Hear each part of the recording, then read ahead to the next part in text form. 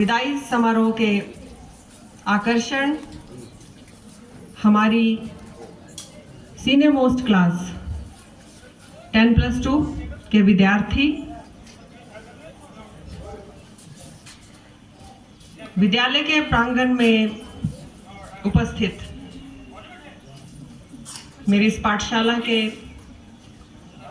प्रबुद्ध शिक्षक वर्ग व इस पाठशाला के होनहार विद्यार्थी,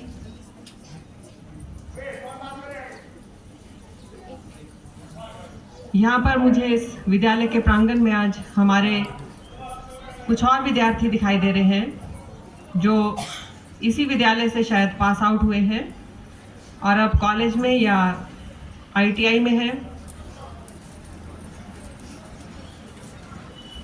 आप सभी का इस समारोह में शामिल होने पर बहुत स्वागत है। आज हमारे साथ हमारे छोटे नन्हे मुन्ने पहली से 5वीं तक के विद्यार्थी भी हैं जो इस समारोह का बहुत ही आनंद ले रहे थे। तो आप सभी एक बार जोरदार तालियां बजाएं हमारे आज के गेस्ट जो हमारी +2 क्लास है उसके लिए और अपने लिए भी, कि आप सबने एक बहुत ही अच्छी प्रस्तुति यहाँ पर दी और इसमें बड़े ही अच्छे ढंग से आनंदित होकर आपने पार्टिसिपेट किया। और ये दर्शा रहा है कि this is the school of excellence where all type of students of this area whether they belong to primary classes और सेकेंडरी और ITI और college, we all are in one cluster and this is the school of excellence and we all belong to this school and this is the proud moment for all of us. Great clapping for all of you.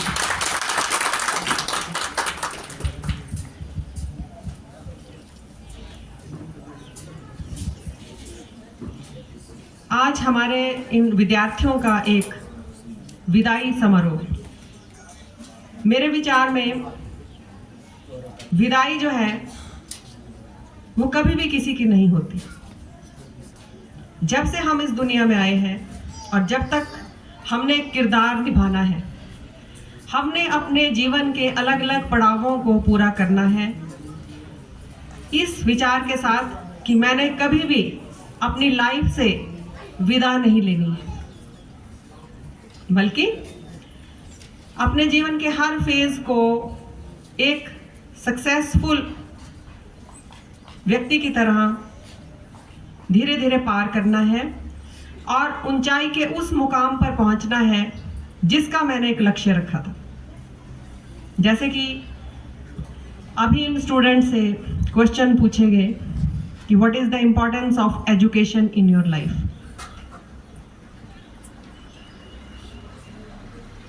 Education और शिक्षा एक ऐसी सीढ़ी है जिस पर हम धीरे धीरे चढ़ते हैं और अपनी टॉप पोजीशन पर ऊंचाई पर पहुंच जाते हैं। तो आपने इस सीढ़ी को चढ़ना शुरू किया था अपनी पहली क्लास से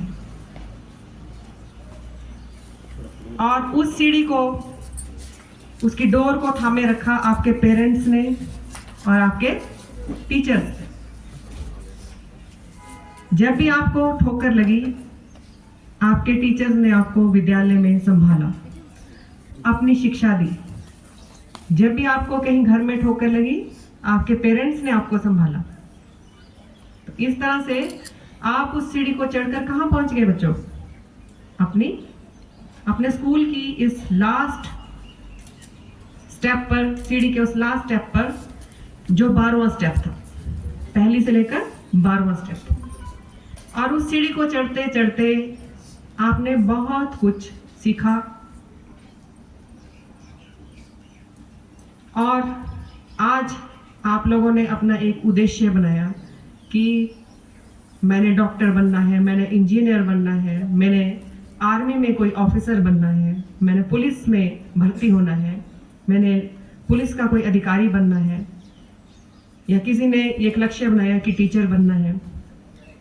तो इस तरह से आपने शिक्षा से ही ये ग्रहण किया कि मेरे लिए कौन सा जो है कैरियर जो है वो अच्छा है और मैंने उस तक पहुंचना है। तो बहुत ही अच्छा लगता है कि आप सब बच्चे आज बहुत ही अच्छे एक वेल मैनर्ड डिसिप्लिन्ड मैनर में यहाँ पर आए। आपने अपने अपने विचार रखे, अपनी अपनी परफॉर्मेंसेस दी और बहुत ही अच्छा आपका एक प्रदर्शन रहा। इवन हमारे जो छोटे बच्चे हैं इनका भी बहुत अच्छा प्रदर्शन रहा।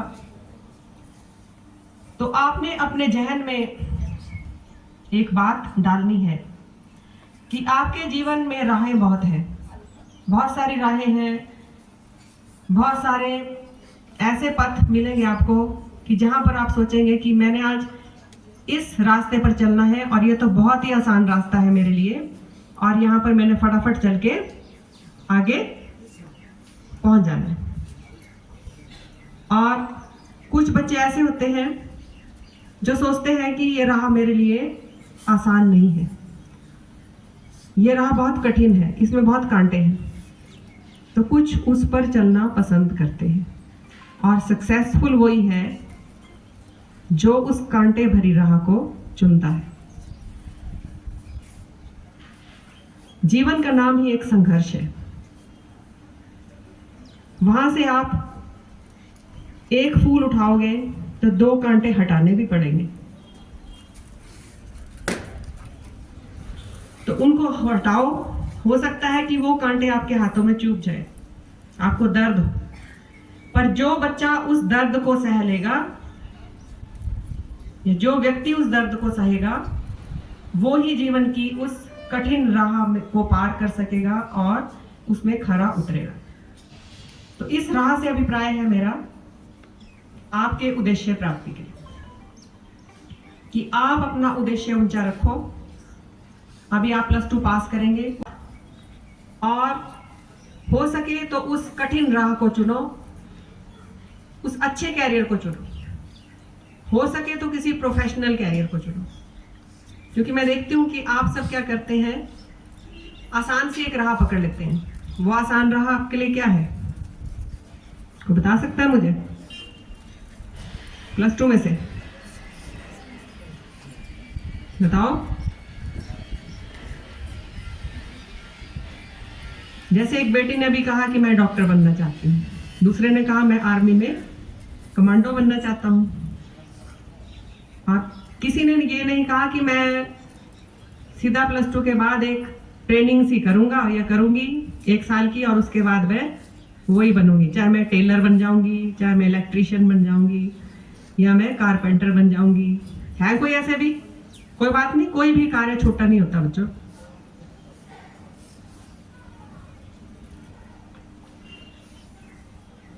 मुझे पता है कि आप सबको कुछ फाइनेंशियल प्रॉब्लम्स भी होती हैं, उसकी वजह से भी आप क्या करते हैं कि प्रोफेशनल डिग्रीज को करने की बजाय छोटे छोटे मुकाम हासिल करने की कोशिश करते हैं। कोई बात नहीं, आप उस छोटे से मुकाम को हासिल कीजिए और उसके बाद भी अपनी पढ़ाई जारी रखिए।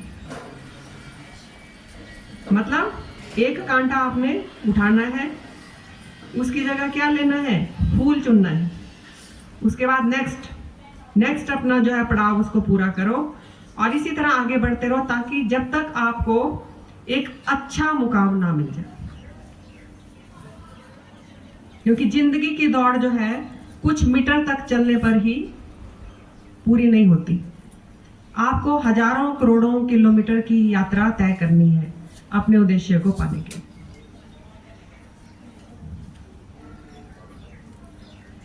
तो मैं उम्मीद करती हूं कि आप सबको मेरी ये बातें समझ आ रही होंगी। समझ आ रही है बच्चों सबको? और आप इनको खरा उतारेंगे अपनी जिंदगी में।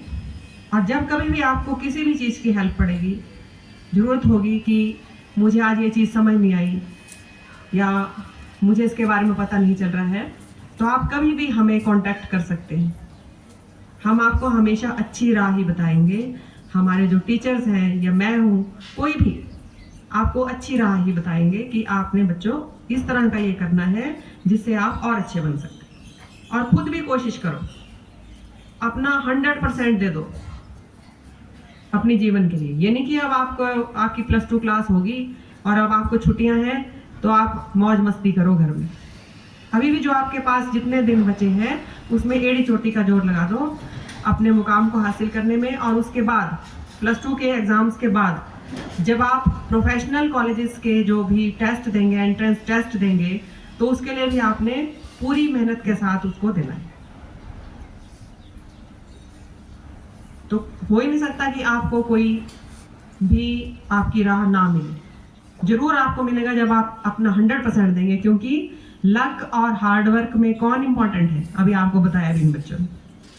Hard work is the key to success. जैसे आपको बोल देते हैं ना, क्या है इसकी तो किस्मत ही अच्छी नहीं है, ये तो इतना पढ़ा भी। पढ़ा क्या? वो किताब खोल के बैठ गया रात को और सो रहा था बीच बीच में, और पेरेंट्स को दिखाने के लिए क्या किया उसने? किताब खुल ली है।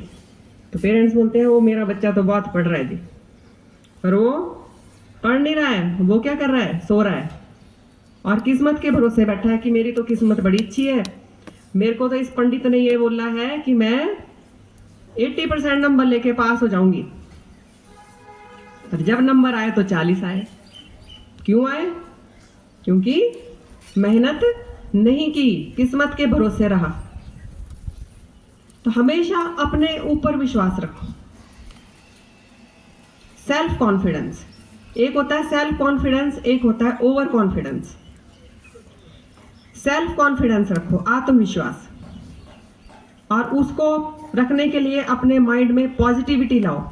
अपना एक लक्ष्य बनाओ, एक ध्येय बनाओ, और उसको पूरा करने के लिए पूरा जोर लगा दो। तभी आपका लक भी साथ देगा।